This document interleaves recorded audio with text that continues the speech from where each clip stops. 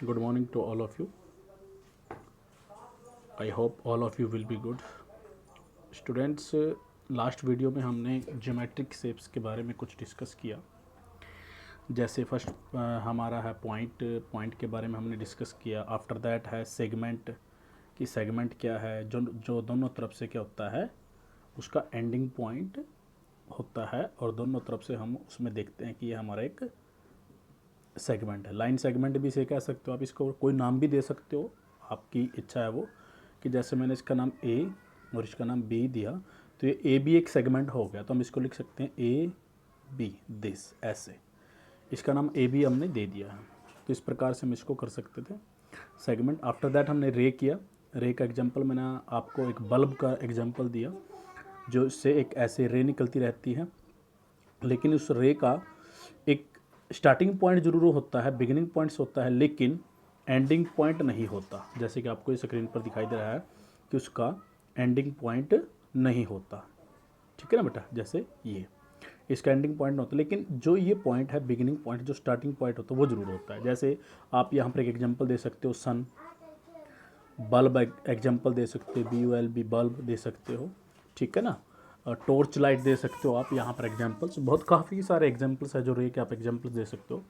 And after that line, line में हमने सीखा कि लाइन क्या है, उसके बारे में हमने देखा। तो लाइन के बारे में हमने पता किया कि लाइन जो होती है वो दोनों तरफ से असीमित रूप से बढ़ती है। कैसे बढ़ती है? असीमित रूप यानी इनफाइनाइटली रूप से बढ़ती है, जैसे कि दिस एंड दिस, ये दोनों तरफ से क्या ऐसे चलती है। इसमें कोई इसका एंडिंग पॉइंट नहीं होता दोनों तरफ से, लेकिन जो सेगमेंट है उसमें दोनों तरफ कोई एंडिंग पॉइंट होता है। रे में एक स्टार्टिंग पॉइंट होता है, जैसे कि आप यहाँ पर देखोगे कि रे में स्टार्टिंग पॉइंट होता है, लेकिन यहाँ पर क्या है कि कोई भी इसका एंडिंग पॉइंट नहीं होता। ये जैसे एक पॉइंट से स्टार्ट होकर दोनों तरफ ऐसे कंटिन्यूसली बढ़ती रहती है, इसको हम क्या कहते हैं बेटा? लाइन कहते हैं। आफ्टर दैट हमने पढ़ा लाइन एंगल क्या होता है। एंगल के बारे में हमने डिस्कस किया कि एंगल क्या है, ठीक है ना। इस प्रकार से हमने उसके बारे में पढ़ा है। अब जो एंगल है वो आप देखिए कि एंगल जो है उसमें क्या देखा आपने कि यहाँ पर जो दो रे हैं उनका एक ही स्टार्टिंग पॉइंट है, और जब ये एक ही स्टार्टिंग पॉइंट, एक ही बिगिनिंग पॉइंट्स पर ये मिलते हैं तो हमारे एक एंगल बनता है। क्या बनता है?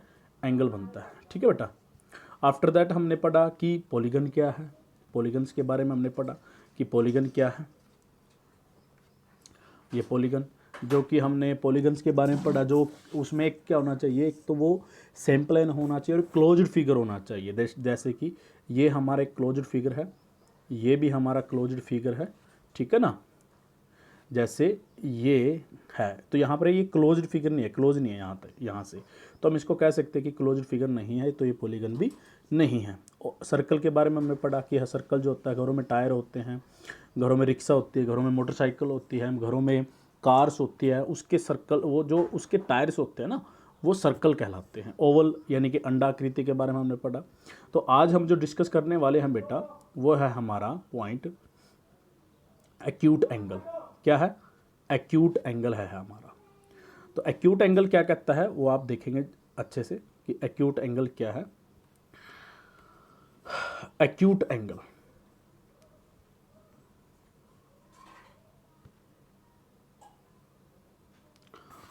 जैसे आपने पता है कि एंगल जो होता है उसमें एक वर्टेक्स होता है, ये इसको हम बोलते हैं वर्टेक्स।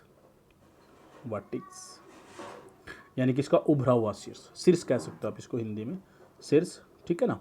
ये वर्टेक्स है, और ये जो इसकी टू साइड है, जब ये टू साइड्स एक वर्टेक्स पर आकर मिलती हैं तो उसे हम एंगल कहते हैं। क्या कहते हैं?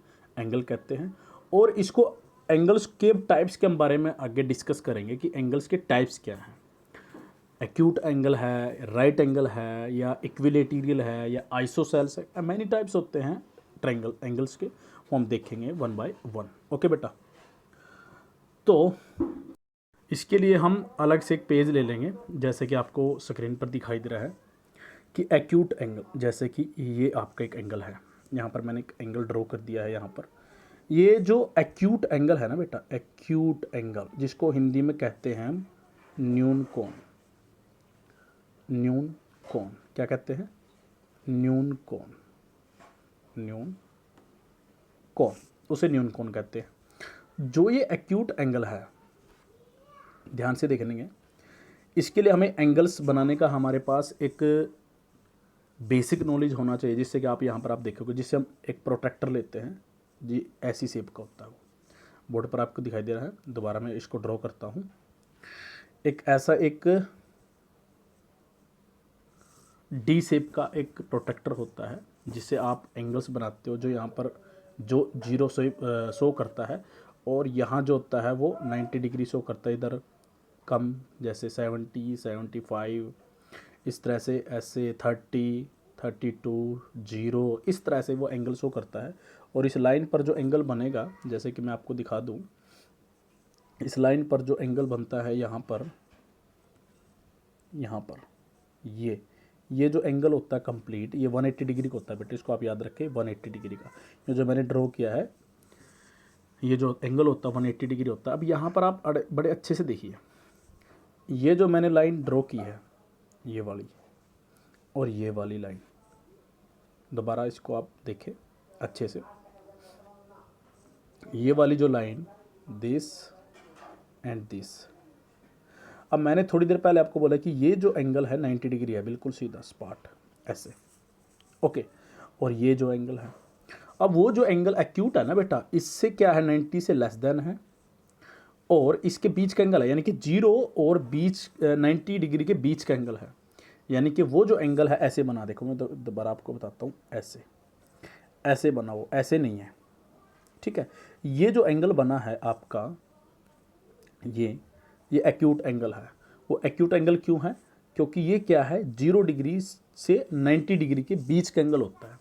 इसको इंग्लिश में कहते हैं less than by 90 degree and greater than by 0 degree.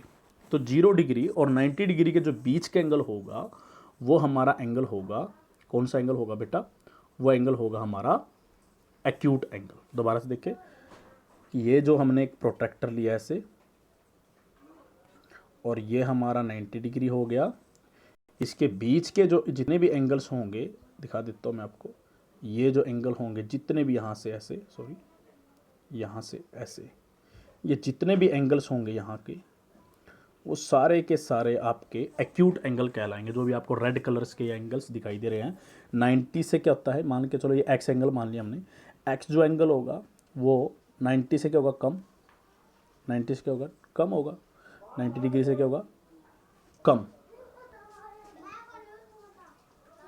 और 0 डिग्री से क्या होगा, ज़्यादा, 0 से क्या होगा, ज़्यादा होगा। इसको दोबारा शो करता हूँ मैं, देखिए आप, 90 से तो होगा ये कम x, और 0 से होगा ये ज़्यादा। इस प्रकार से इसको हम शो कर सकते हैं। 90 डिग्री से ज़्यादा हो गया, सॉरी 0 से ज़्यादा हो गया, 90 से कम हो गया, 90 से क्या है, कम, और 0 से क्या है, ज़्यादा। इसको हम कहेंगे एक्यूट एंगल। क्या कहेंगे बेटा, इसको एक्यूट एंगल कहते हैं। आपको दिखाई दे रहा बोर्ड पे, ठीक है ना, इसको कहते हैं हम एक्यूट एंगल, ओके। इसके बाद जो एंगल हमारा आएगा वो आता है राइट एंगल, राइट एंगल। और जो राइट एंगल होता है बेटा, वो देखिए आप ध्यान से, जैसे ये और ये एंगल जो हमने लिया, ये एंगल जो होगा हमारा वो 90 डिग्री एंगल होगा, जैसे कि डी के अकॉर्डिंग भी आप देख सकते हो। ये जो एंगल बना है हमारा, इस एंगल्स को हम कहते हैं राइट एंगल। कौन सा एंगल कहते हैं, राइट एंगल कहते हैं। इसको हम क्या कहते हैं बेटा, राइट एंगल कहते हैं। उसके बाद ऑब्ट्यूज एंगल भी, लेकिन जो हमारे पास अभी जितनी नॉलेज के हिसाब से, उसके हिसाब से हम चलेंगे। अब बात करेंगे हम इक्विलेटरल एंगल की, ट्रायंगल्स की, इसके बारे में हम बात करेंगे। जैसा मैं आपको दिखाता हूँ, देखिए आप, देखिए बेटा, अब मैं आपको दिखा रहा हूँ एंगल्स। फर्स्ट एंगल जैसे कि आपको स्क्रीन पर दिखाई दे रही है। अब यहाँ पर जो आपको दिखाई देगा बेटा, वो ये दिखाई दे रहा है कि इसकी जो साइड्स है, जो सारी की सारी साइड्स हैं, वो क्या है, इक्वल दिखाई देगी आपको। देखिए ये जो आपको साइड्स दिखाई दे रही है, इक्वल दिखाई दे रही है। This and this are also equal sides. So जब जिसकी साइड या जिस भी ट्रायंगल्स की साइड अगर इक्वल है, बराबर है, उसके एंगल इक्वल है, दिस एंड दिस, अगर इसके एंगल्स इक्वल हैं तो वो कहलाएगा आपका इक्विलेटेरियल ट्रायंगल। इक्विलेटेरियल ट्रायंगल, समबाहु त्रिभुज, समबाहु त्रिभुज उसको कहा जाता है। क्या कहा जाएगा बेटा उसको? समबाहु। This angle and this angle also this side and this side is equal, are equal, sorry. अगर ये इक्वल है तो इसे हम इक्विलेटेरियल ट्रायंगल बोलते हैं। इक्विलेटेरियल यानी कि समबाहु बोलेंगे, समबाहु, समबाहु। इसके एंगल्स जो हैं, ये इसके जो एंगल्स होंगे ना बेटा, आपको जो स्क्रीन पर दिखाई देंगे, दिस एंड दिस इक्वल होंगे तो वो समबाहु इक्विलेटेड ट्रायंगल कहलाता है। उसके बाद आप देखेंगे, इसके बाद आप देखिए, जैसे कि मैंने ड्रॉ किया यहाँ पर, ये एक ट्रायंगल मैंने ड्रॉ किया, ये मैंने एक ट्रायंगल ड्रॉ किया। दोबारा कर देते हैं इसको, लाइन को।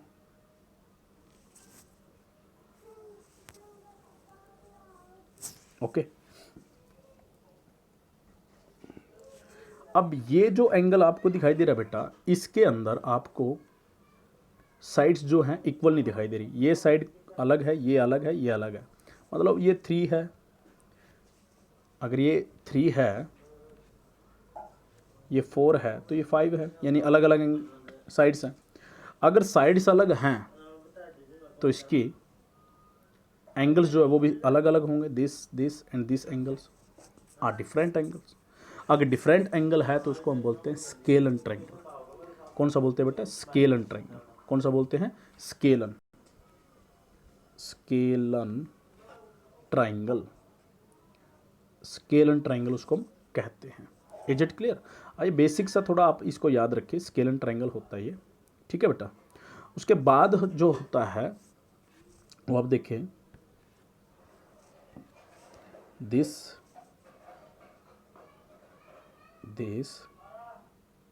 And this. अब यहां आपको दिखाई देगा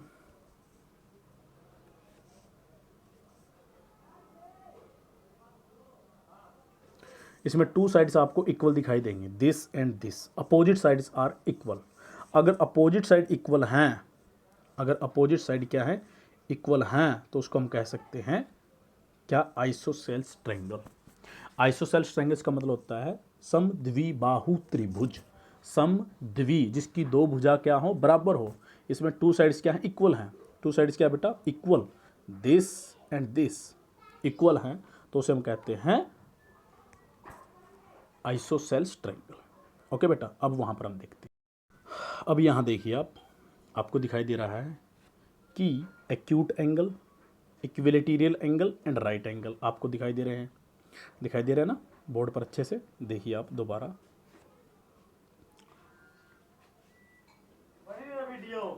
आप देखिए यहाँ, देखिए यहाँ acute angle, equilateral angle, equilateral angle and right angle. अब यहाँ पर आपको दिखाई दे रहा है क्या? एक्यूट एंगल क्या है? जिसके अंदर ये जो एंगल्स हैं इसके सब के सब एंगल्स होंगे 90 डिग्री से कम होंगे और 0 डिग्री से क्या होंगे? ज़्यादा होंगे। इक्विलेटेरियल एंगल में क्या होंगे? जितने भी एंगल्स होंगे वो इक्वल होंगे। जैसे कि फॉर एग्जांपल 60 60 एंड 60 60 60 के हैं, तो क्योंकि 60 60 क्यों लिया? क्योंकि इन जो एंगल्स का सम होता है, triangles angles is some is 180 degree. All angles का जो सम होता है, जितने भी एंगल्स का सम होता है, ट्रायंगल के 3 एंगल्स का जो सम होता है वो 180 डिग्री होता है बेटा। कितना होता है? 180 डिग्री होता है। तो इसलिए ये 60 60 हो गया। ये अलग अलग हो सकता है, कोई 50 हो सकता है, कोई 70 हो सकता है। 50 प्लस 70, 70 प्लस 50 हो गया 120। सो 120 प्लस 60 तो अलग अलग हो गए। कोई 50 हो सकता है, कोई 70 हो सकता है, कोई 60 हो सकता है, अदर भी हो सकते हैं, लेकिन वो अलग अलग होंगे। अब राइट ट्रायंगल में क्या है बेटा? राइट ट्रायंगल में क्या होता है? ये एंगल जैसे कि आपको दिखाई दे रहा है ना, ये जो है 90 डिग्री होता है हमेशा। राइट ट्रायंगल जो होता है हमेशा वो 90 डिग्री होता है, उसे हम राइट ट्रायंगल बोलते हैं। तो आपको ये बेसिकली पता चल गया कि एक्यूट एंगल क्या है, इक्विलेटरल ट्रायंगल क्या है, राइट ट्रायंगल क्या है। और मैंने थोड़ा सा एक्स्ट्रा आपको इसके अंदर बताया है किया कि आइसोसेल्स ट्रायंगल क्या है और स्केलन ट्रायंगल क्या है। आइसोसेल्स में 2 साइड्स इक्वल होती हैं और स्केलन में कोई भी साइड इक्वल नहीं होती, और इक्विलेटरल में सारी साइड ही इक्वल होती हैं। इसके अंदर आपने देखा। और इसमें आप देखेंगे यहाँ पर कि ये पैरेलल है, ये जो लाइन्स यहाँ पर बनी है, ड्रॉ की है यहाँ पर, ये जो है पैरेलल होती हैं। पैरेलल का मतलब होता है बेटा पैरेलल यानी समान अंतर, यानी कि इसमें जो यहाँ पर जो आप गैप देखोगे ना, यहाँ पर जितना भी डिस्टेंस में यहाँ गैप है, यहाँ शुरू से लेकर आखिरी तक उतना ही है, तो उसे हम पैरेलल बोलते हैं। क्या बोलते हैं? पैरेलल। पैरेलल यानी कि समांतर। तो ये ऐसी नहीं हो सकती, ये बात हमेशा याद रखें आप, ये ऐसी हो सकती है यानी पैरेलल होंगी। यहाँ भी आप इनका डिफरेंस देखोगे, इनका बीच का गैप जो देखोगे, इनके बीच के जो अंतर है वो देखोगे तो आपको सेम मिलेगा, तो उसको हम बोलते हैं बेटा पैरेलल। क्या बोलते हैं? पैरेलल यानी समांतर। जैसे कि आपके घरों के अंदर दरवाजा है ना, तो वह ऐसे नहीं है, वो ऐसा है, सही है ना? तो ये पैरेलल है, but this is not parallel. Okay, ये आप याद रखें। दूसरी बात आप यहाँ पर देख रहे हैं परपेंडिकुलर। ये परपेंडिकुलर क्या होता है? परपेंडिकुलर का मीनिंग होता है बेटा कि वो लंब है, उसके लंब पर है। जैसे हमने ये रेक्टेंगल पढ़ा ना, ये इसका मतलब है परपेंडिकुलर है। ये क्या? ये परपेंडिकुलर है। ये ऐसा एक परपेंडिकुलर, ये इस पर परपेंडिकुलर है, ये इस पर परपेंडिकुलर है। तो इस प्रकार से ये परपेंडिकुलर के बारे में हमने देखा। तो इस प्रकार से हमने इस सारे टॉपिक्स को क्लियर कर लिया है आज। Acute angle, acute triangle, and after that equilateral triangle, and right triangle, after that parallel और परपेंडिकुलर। तो इस प्रकार से हमने ये complete topic geometric shapes and names के बारे में कर चुके हैं। ये जो वीडियो रहेगा बेटा वो आप सबको पता ही है कि 6 to 9th क्लास के लिए रहता है ये वीडियो। तो बार बार मैं नहीं बोलूँगा, कुछ बेसिक जो पॉइंट्स अभी हम उसको 6 to 9th ही करेंगे, ताकि आप उसका बेसिक्स जानकारी रख सकें अपने पास। और आप एक बात हमेशा याद रखें, सैटरडे को आपका टेस्ट रहेगा, और वो जो टेस्ट है आपका, वो आपका डिपेंड करेगा आपके जो इंटरनल मार्क्स होते हैं, जो फाइनल एग्ज़ाम होंगे उसके अंदर आपका ये बहुत ही ज़्यादा फ़ायदेमंद होंगे। वहाँ पर आपके मार्क्स इंक्लूड किए जाएंगे। तो आप हमेशा याद रखें कि अच्छे से इसको तैयार करें, अच्छे से इसको तैयार करके इसका टेस्ट भी देने के लिए रेडी रहें सैटरडे को। ओके, आज के लिए सिर्फ इतना ही। Thank you so much.